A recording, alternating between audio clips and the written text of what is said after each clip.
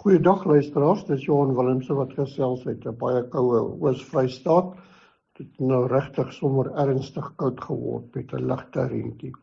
Nou die goeie nuus laasweek waaroor ons spekuleer het, rentekoerse met so 0,25 persentasiepunte laer.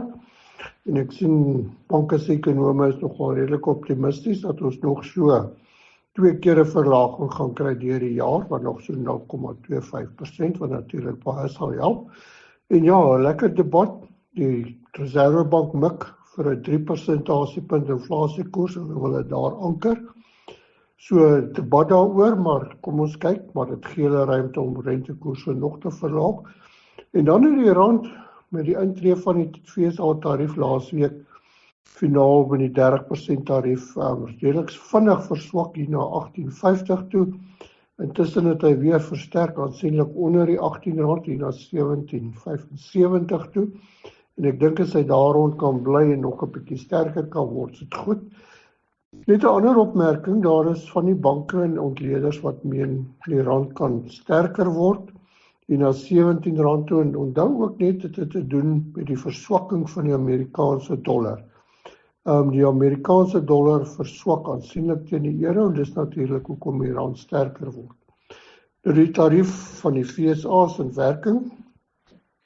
Baie op ontwrigting wat dit gaan veroorsaak, baie praat van ekonomiese ramp. Natuurlik die voertuigbedryf gaan baie swaar trek, dan is daar ook vrugte en neetuitvoerders. Dit bly regtig vir my vreemd.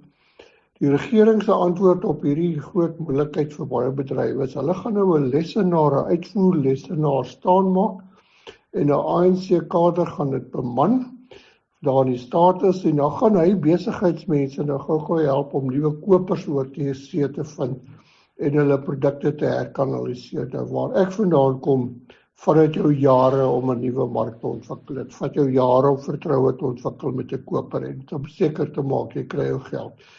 So ongelukkig is dit maar nog 'n simptoom van wat aan die gang is. Ja, dan die oliepryse, ook hier by 67, 68 dollar 'n vat en met die sterker rond. As dit so hou, kan dit ons regtig help met brandstofpryse in September maand. Dit het nou wel in Augustus die dieselpryse gestyg. Onthou daar's 'n tekort aan diesel internasionaal. Dan baie interessant, die organisasie van olie-uitvoerlande, of soos ons in goeie Engels sê, OPEC. Hulle het onlangs besluit om hulle produksie te verhoog, redelik te verhoog. Hulle het so rukkie terug besluit om dit in te kort, dus 2,2 miljoen vatjies per dag, maar hulle het intussen besluit om dit om te draai, meer te produseer, amper 0,5 miljoen vate per dag meer.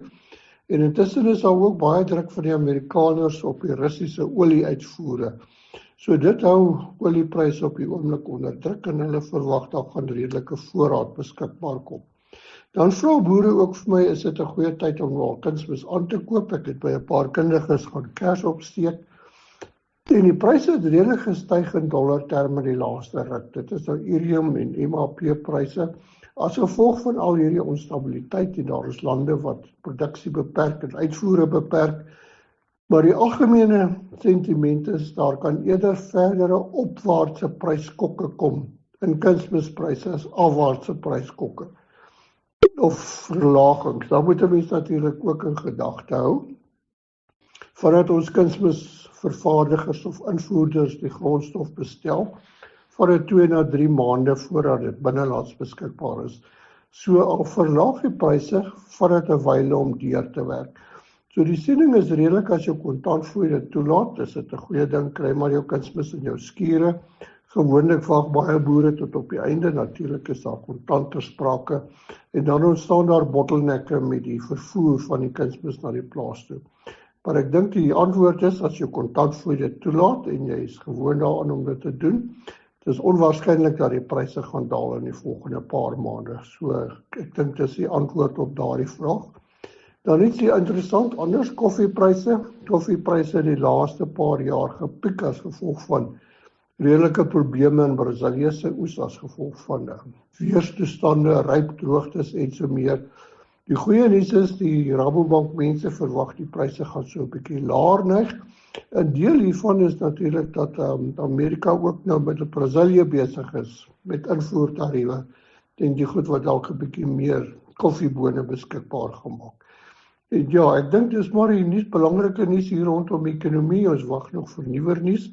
Maar ek dink die goeie nuus vir my is die rand wat weer begin sterker word, wat goed is vir insetkoste.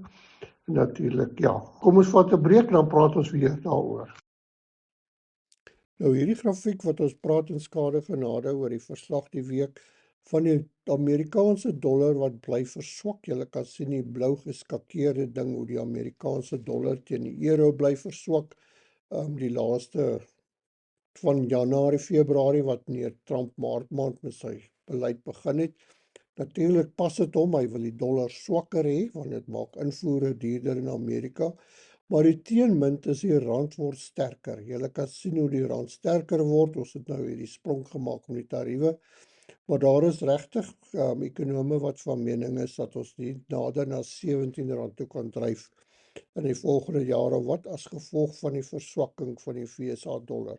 So as jy uitvoerder is of 'n pekaneetboer, hou hierdie maar 'n gedagte in jou verskansing. Die winter is nog nie verby nie, al wens ons dalk so. Het jy geweet jy kan jou koringoes teen sneeu verseker of jou besproeiingskoring teen ryp verseker? Jy kan ook 'n veel goedkoper premie betaal indien jy slegs koringknak uitneem. Kontak jou skadegenade verteenwoordiger vir die terme en voorwaardes of om meer inligting te verkry. Skadegenade is 'n finansiële diensteverskaffer met lisensie nommer 51779 en steeds die beter manier om jou risiko te bestuur.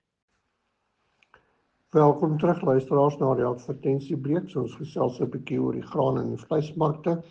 Die afgelope week of wat het die Verenigde Nasies se Voedsel- en Landbouorganisasie hulle 10 jaar vooruitskatting beskikbaar gemaak vir grane en die voedselvraag in die wêreld. Nou daar is natuurlik twee faktore wat voedselvraag dryf.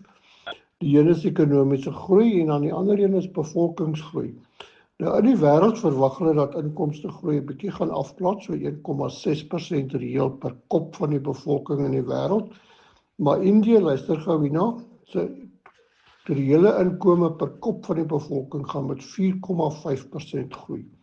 Dit is baie vinnig, maar saam daarmee gaan Indië die land word waar die meeste mense in die wêreld gaan hê oor 10 jaar 1,8 miljard mense. Dit is so 18-20% van die wêreldbevolking. En dan China se ekonomiese groei plat af. Hulle verwag so rondom 3,5 per capita inkome groei per jaar. Europa is eintlik besig om te stagneer, die bevolking ook. En dan die een, Sub-Sahara Afrika, dis nou ons buurlande noord van ons, verwag hulle so maar 'n 1,3% reële groei in per capita inkome. Onthou die wêreld is 1,6%. Maar die groot skok vir my was dat hulle vind dat Sub-Sahara Afrika se bevolking gaan van die vinnigste groei, 2,3% per jaar, en oor 10 jaar gaan daar 1,8 miljard mense Sub-Sahara wees. Nou dit gaan nog verder natuurlik en dit is dat hulle sê die vraag na grane gaan groei, die vraag na vleis gaan groei. Maar die een wat my oog gevang het is dat hulle verwag dat Sub-Sahara Afrika gaan toenemend 'n netto invoerder van grane en basiese voedsel word. Dis net Suid-Afrika wat 'n surplus gaan produseer en hulle praat van dat Sub-Sahara Afrika in die volgende 10 jaar 1/3 van sy basiese voedselprodukte gaan invoer. Nou natuurlik hou dit implikasies vir ons wat redelik uitvoer. Dan oor die graanmarkte, Chicago redelik sterk prysdaling, produksietoestande in Amerika is baie goed, daar word gespekuleer oor rekord mielieopbrengs, baie groot oes met die groot hektare, so pryse is onder druk, natuurlik weer kan nog 'n rol speel. Hier by ons 12,5 miljoen ton is gelewer van die verwagte 15 miljoen ton oes. Einde kom in sig, wit mielie so amper 6,5 miljoen ton van die 7,5 miljoen ton wat gelewer is. Graad bly maar 'n probleem, so 4,65% graad 1. En natuurlik pryse begin daal hier na R4,600 toe, maar witmielie graad 2 bly nog te duur vir die veevoermark. Al is daar so 'n hele diskont op dit. Geelmielie-oes baie ver gevorder, die reën vertraag nou natuurlik weer alles uit die binneland. 6,2 miljoen ton oes is gelewer van die verwagte 7,3 en is hoofsaaklik graad 1. Geelmieliepryse daal eintlik min, dit is redelik stabiel hier rondom die R4.000 per ton. Dan is sojabone redelik ver gevorder, die oes so 97% van die verwagte 2,7 miljoen ton is gelewer. So is eintlik afgehandel. In Amerika beweeg pryse ook nog bietjie afwaarts met goeie toestande. Hier by ons beweeg die pryse die laaste week sywaarts rondom 7.200. Ek dink die oesproses is nou afgehandel, goeie kwaliteit, goeie opbrengste. Sonneblom, kleiner oes, julle sal onthou die oeskatting is kleiner gemaak, ook so 95% gelewer van die verwagte oes, wat kleiner is 700.000 ton, maar die prys is hoër begin neig hierna amper R9.900 per ton en ek dink dis maar met die kwaliteitprobleme in die kleiner oes. Koring, daar gebeur regtig niks nie. Desemberpryse bly by R6.300 per ton, soos ons al gesê het, naby maande bly duur, maar dit help ons boere nie. Dan aardappelpryse onder sterk druk, groot toenames in die mark, op die markte, pryse het redelik gedaal hier na R50, onder die R50 eintlik vir 'n 10 kg sakkie. So, ek dink belangrik, sê vir jou vrou, sy moet gaan kyk, die goed moet nou goedkoper op die rak word. Dan pekanneute nie veel verander nie, baie boere vra vir my, ek dink julle moet maar die wisselkoers benut. Dit is baie ekonome wat verwag, ons gaan nader na R17 toe gaan. Dan ook karnbeef het begin slag, dit help 'n bietjie om die druk op die mark te verlig, maar pryse het nie veel verander nie, bly hier so rondom R70 per kilogram vir klas A. En natuurlik speenkalwers hou ook redelik hier by R5.36 per kilogram. Dit wissel maar redelik ernstig tussen strepe. En dan lampryse ook hou baie goed, hier oor die R100 per kilogram, R106, R104 per kilogram, dit wissel. Die verwagting is dit kan nog 'n bietjie styg, want daar's nog nie normale aanbod van beeskarkasse nie, maar 'n goeie vraag na lampvleis. En dan moet ek vir julle sê, ek het hier van die Vrystaat af deurgery Kaap toe, suid van Koelsberg is daar daai groot Karoo bittermin skape op die veld. Op varkvleispryse redelik sywaarts, ook nie verwag 'n styging later in die jaar, maar nie veel gebeur nie. En dan ook hoenderpryse. Die bevrore pryse bly rondom 34, 35, maar vars hoender lekker duur, hier by R39, 40 per kilogram. Ek sê nou lekker duur, vir die boere is dit 'n beter prys natuurlik, onthou dis ex-abattoir, maar 'n groot deel is nie regtig vars hoender nie. Nou dis die nuus van die week, weer 'n baie lekker koue week in die binneland, groete van Johan Willemse.